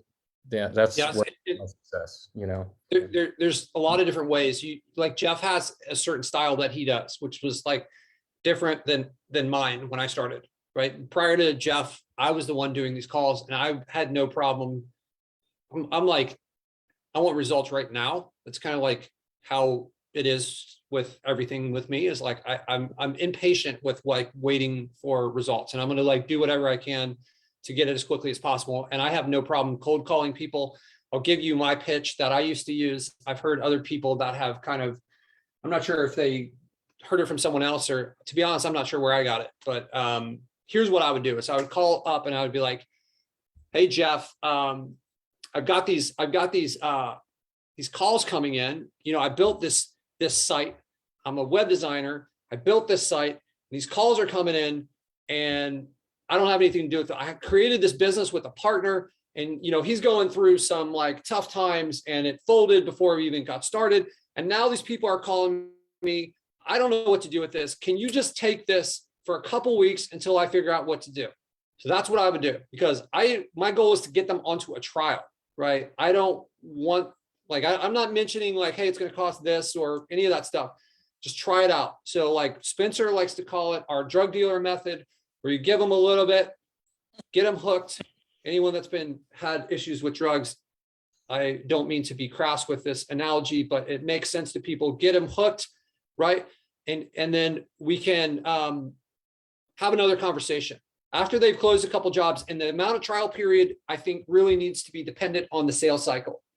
I like to have things that are going to have a faster sales cycle, because if you try to work with like a realtor and then it's going to take like 30 or 90 days for them to close deals, and now like the renewal on a monthly or whatever's coming up, then like those conversations are not as much fun. But if they can get in there and they can close it, and like I've said on a lot of calls, I don't want to be in a niche where the average ticket price is less than $1,000. Like that's kind of like a rule for us. Every time we try to do that, it's just like, it doesn't go well. The business owners aren't as serious. There's a lot of competition because it's an easy business to start, and the quality, like they can't pay us as much because their margins are too little. So, so those are some of the things that I kind of look at it. I see that someone asked a question here. Do you start them off with commission? I don't like doing commission at all. You got to like train these people and let them know what is acceptable. So when we have these conversations, like, you guys might not know this, but like when I'm not on these calls, I'm like joking around a lot. I'm very like happy go when I'm on these calls with this, or when I'm on like the client calls, that's not the same Patrick. And like, I see Jeff the way he is too. Like, you have to like not lay down the law, but almost lay down the law in a way that like you need to let them know how your business runs. And it's like they're judging you based on how you act all the time, right? And once you really understand that, and you understand like how the stuff is showing up for them, you can kind of craft this persona that's necessary for you to, and I'm not talking about being out of integrity, but you're running a business here and you don't want people taking advantage of you. And you've got to kind of take kind of a hard line on this stuff and say, look, hey, how about this? I'm going to give you like 10% of any of these closed deals. Like, hey, Jeff, I appreciate that. We've tried that in the past. It hasn't worked for us.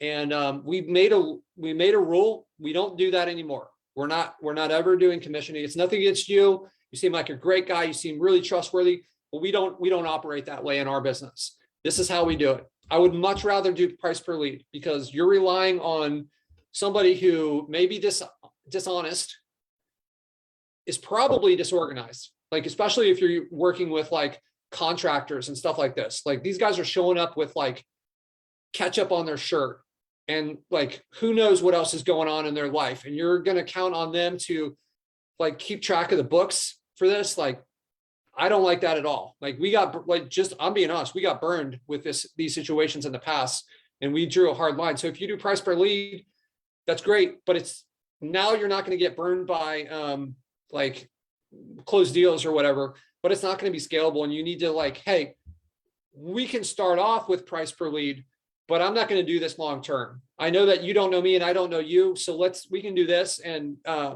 you're also like, when you do it that way, you're relying on them to pay you after, right?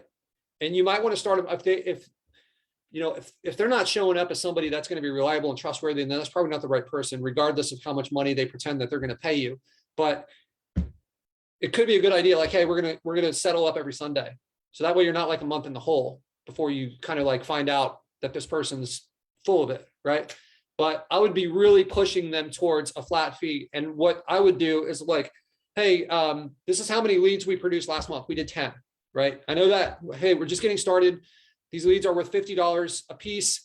So let's set the flat fee at $500, or probably better yet, we produced 15 leads. These leads are valued at $50. We're still at the beginning, so it's a little unpredictable. Here's what I'm going to do is I'm going to give you a little break. It'll be $500. So that way we have a little cushion if less come in this next month. We're moving into holidays. I think it's going to be a little bit slower. but we're going to keep a close eye on this. My goal is to kind of scale with you, right? And as you pay me more, then you get more business and we grow together. That's why this is more like a partnership than some kind of like SEO deal where I'm getting paid before you get business, right?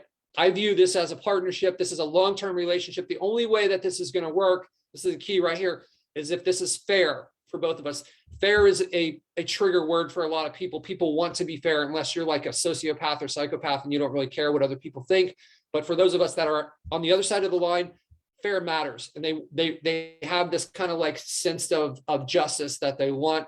And you need them to, when you infuse that into the conversation, then it kind of like puts them in your shoes a little bit. So I think it's an important thing to do. And like you guys pay attention to vocal tones with this stuff as well. Like you need to pair your message that you're delivering with the right tone, right? So you like, if you're going to be saying, look, like, I want things to be fair, like that might be a time to warm it up a little bit. Look, Jeff, I know that you're trying to run a business and I'm trying to run a business here too. All I want to do is try to set something up that's fair. It's got to be fair for both of us for this to work long-term, right? So that's kind of like the tone that I would use, right?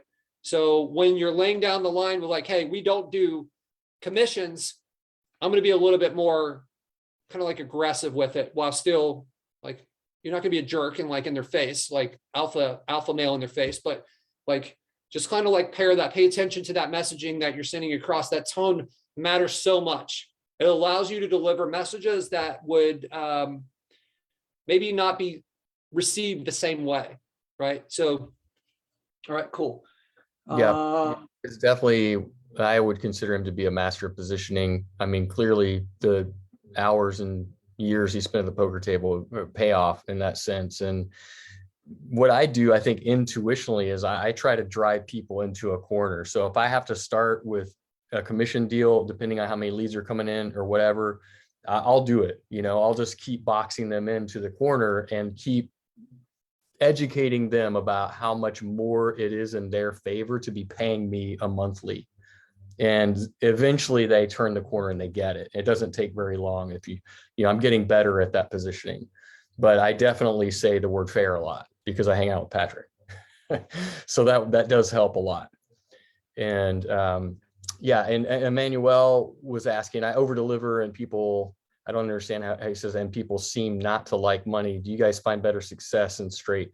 I think it's like Patric said, it's positioning, you know, it's like if they're not valuing the leads that you're providing, then I think you need to look yourself in the mirror and remind yourself that the leads are the most valuable part of the business, right? It's like if anybody could go get like a, you know, set up a concrete pour thing or go buy a bucket of paint and a brush, but how many people can actually generate a customer that's willing to pay big money for that service? They can't do it, you know, so you can. So trust that you have so much value that you can go in with this type of positioning that Patric set out and hold the line and hold them accountable for paying you or working under your terms, and not you just spinning out and taking their terms because you're afraid that you're not going to get somebody else, right?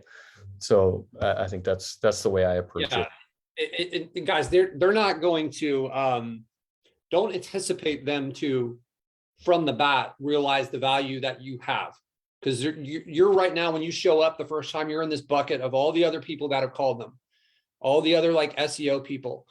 Once you've got into their system, then it's like they'll realize the value that you have, and they've never seen it before, or they wouldn't be looking for it with you. They wouldn't be interested if they had seen it. So this is like, put yourself in their shoes. You're getting ready to drop. Like if I came and I told you guys, like, I know that you guys are getting a ton of value from these calls. It's going to be $1,500 a month. Now it's like a new bill that's showing up that you weren't anticipating, right? And that's the mindset that they're in too.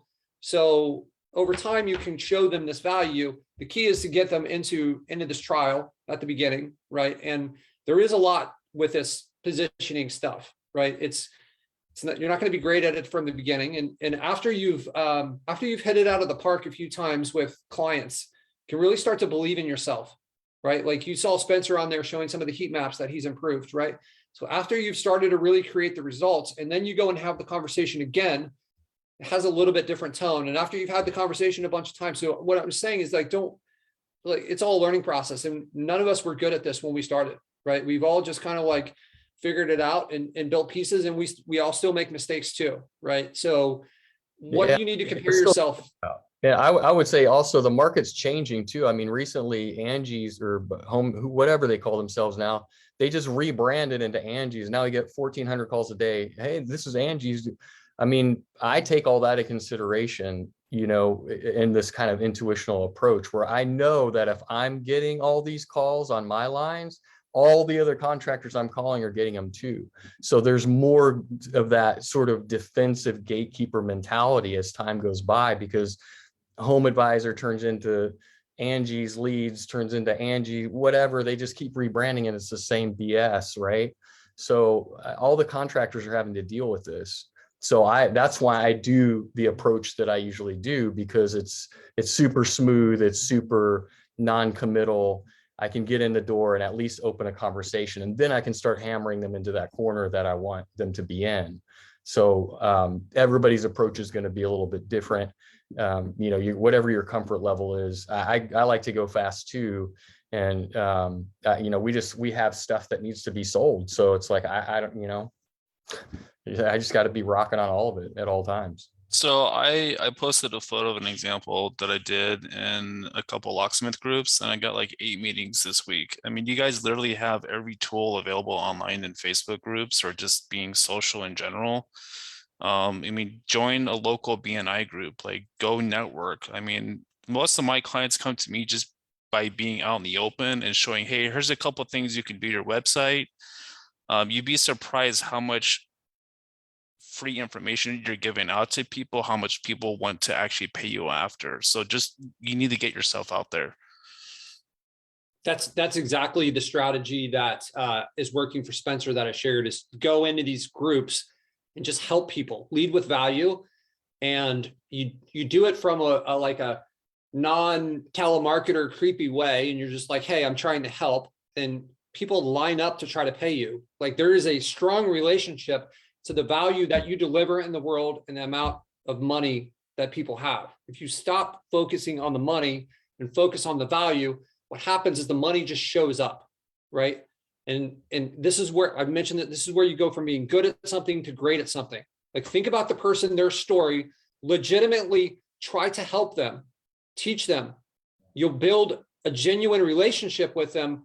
And that trust is what makes it easy to close deals, right? And that trust is what makes them want to pay you more when they know that, hey, you're not in this alone. I'm looking out for your best interest too. I want to help you. We're gonna grow this together. That whole like mindset, if you guys aren't taking that as a part of your sales and you're trying to close a deal rather than like, look at this person, like forget all this like sales and pitchy, like this is another human being. This is the path that they've chosen to try to advance their life, their family, get what they want, and like take that into account and think about them as that person and how what you do and what you know can help that.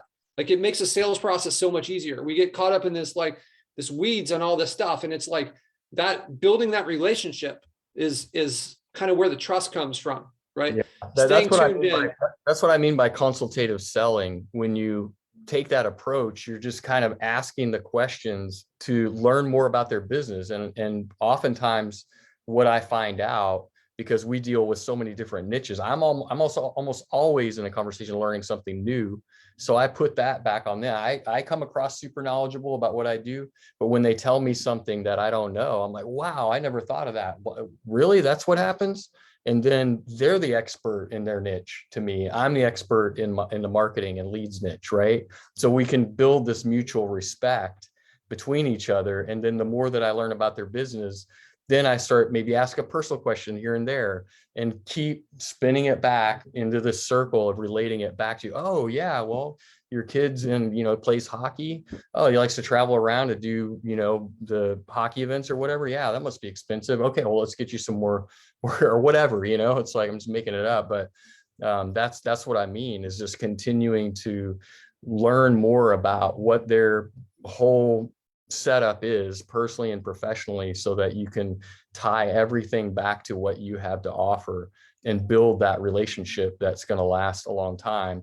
And just more recently, I think just having it in my mindset that I want to work with bigger players that can really build and manage, seven-figure, multi seven-figure businesses, and are not these smaller guys.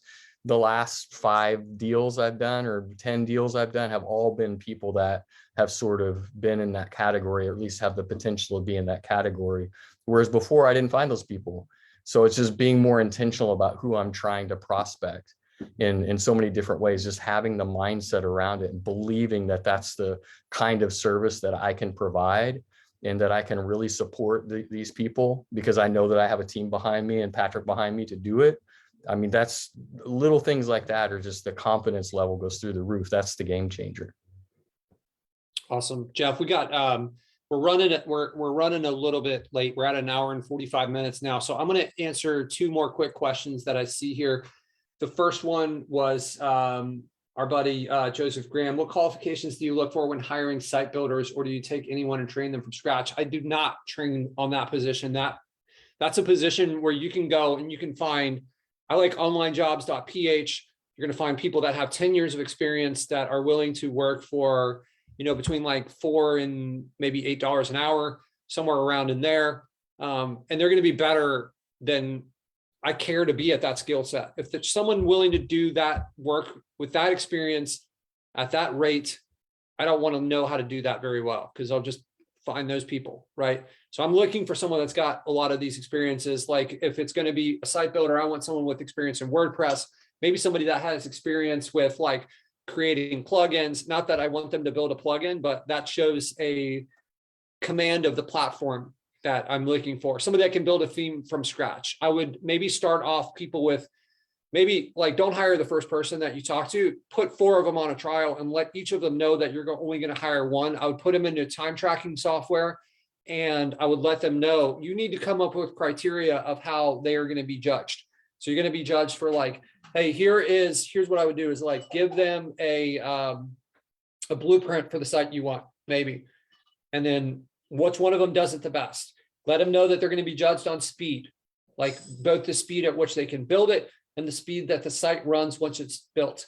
Mobile responsiveness, all this different stuff. Have a little contest. Be like, we're only hiring one person. We've got a number of people on trial. It's hard to determine who's the best with just an interview. So we're going to do this. I'll pay you for this trial. That's important. It's always important, guys. Look, just because these guys are in a country where they get $4 an hour is like the going rate for that skill set, don't treat them like they're less than you, right? Treat them like they're humans, and like pay them for their time, right? And be courteous to them, and you will build a team that's loyal to you.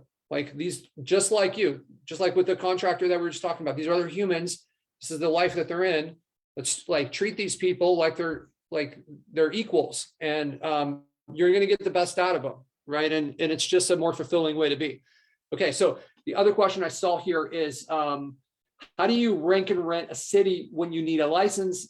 If you use a customer's LLC, then what do you do when you stop working with them? You got to change your name, your website, and GMB? No. Okay, so when you set up the site, you're going to set it up as something generic. So for instance, you need to like be careful with this, because Google has come a long way, and they've gotten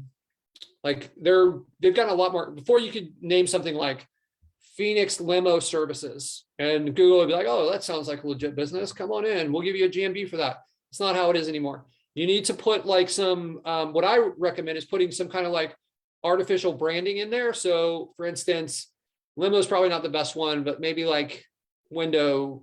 So we'll go like Phoenix windshield replacement would be the generic one, but now you change it to like Phoenix, like windshield replacement of Phoenix, or Phoenix windshield elite, premier, supreme Phoenix windshield replacement, something like this, where you have this kind of like branded word in there. And then you need to coach the business owner or whoever's taking these calls. You're going to have that whisper message hopefully through our phone system that says where it's coming from. The business owner knows that this is coming from you because you've had this conversation, and they answer the phone accordingly. Okay. So if somebody, if like when they show up and maybe they've got something different on their truck or their letterhead, like, yeah, we've got a few different like businesses that we run. They're all kind of related. That's our sister company. That's a part of our brand. Some of these customers are going to get like weird, like these clients are going to get weirdly protective over their business name being a part of how they answer the phone, which like if I was in their shoes, my goal would be to try to make a sale and not like have this like ego trip where I've got to like answer it with my branding. So then they create a new problem for themselves, and then you can just coach them and be like, yep. So you have that conversation a little bit earlier and say, yeah, that's one of our sites. It's the same company. If they bounce, then you've got like the domain is the domain either way. You don't want that domain to be tied to the business owner, because that's kind of the beauty of this business model is you have the assets positioned, and it could be any company that like they're the removable and replaceable part, right? You've got the part that's like static. If they act up, they retire, whatever happens, you've got to pull them out of there. You can put in another player in there, right? So that's kind of the beauty of how you set this up. We've gone so far with some of our clients to put their logo on the site and on the GMP. And then if they, those are the ones that are kind of like our premier clients where we're trying to make it easier for them. We know we've had a long relationship. I kind of avoid that. But we do have that situation in a few locations. So Jeff, I think we are. Yeah, I think we're doing pretty good here. I think it's a good spot to stop. I did put the link to the outlines if people are not aware that it exists. And it has a wealth of information of past calls. You can search it and go to the appropriate video and hear Patric laying down all kinds of sales role plays and different scenarios and GMB heat map strategies and prospecting and all kinds of good stuff. That's a really, really great resource. I highly recommend that you all take advantage of it. Yeah, absolutely. All right, guys. I hope you guys enjoyed this. I know that we were kind of like bouncing to different parts with this call. You guys, look, we've got about 30 days in the year left. We're about to be in 2022. There's probably going to be some lost time there for the last week with the holidays. So you've got to, my recommendation is push it for these next like 3 weeks, because you basically have like 3 solid weeks, maybe 3.5, depending on like you've got New Year's and Christmas, right? For most of us have those holidays. So you don't have a lot of time left. This last month or this last few weeks are what's going to determine the number that you put on 2021. So this next week, this next 7 days is going to represent about a third of those. I think the next call we will do, I will actually be in New York. And if you're in the New York City area, reach out to me. Maybe we can grab ourselves a drink or something or some dinner. But until then, guys, go out there and do the things that are necessary to move your business forward, create some wins, push it this week, and let's make the most out of what we have left for 2021. You guys, everybody stay safe, stay healthy, and I look forward to seeing you guys soon. Any questions, post it in the group. Take care, friends.